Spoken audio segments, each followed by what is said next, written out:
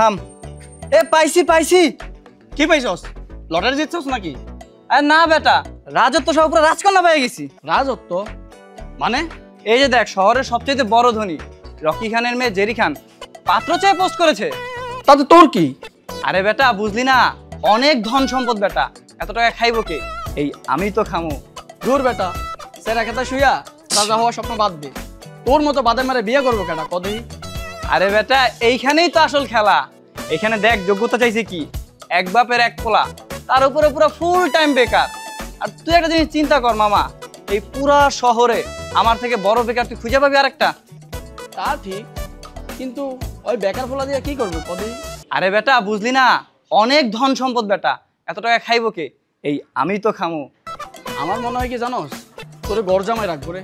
আরে বেটা এত টাকা পয়সা পাইলে ঘর জামাই কেন, বাথরুম জামাই হইতেও আমি রাজি আছি। হও দোস্ত, ঠিকই কইছস। মামা তাইলে কি আমিও একটু চেষ্টা চালামু? তুই তো এতিম, তোরে যে হইব না। যাক আগে রেজিস্ট্রেশনটা করে ফেলাই, তারপর বিকালে আমার নিয়ে যাবো। চল। ওকে চল। ও ভাই জান, আমার টাকাটা আমি একটু টাই করে দেখি, কত যায় না, বাইকে থাকলে ঠেকাই কেরা। হোক মিয়া, টাকা পরে দিব না।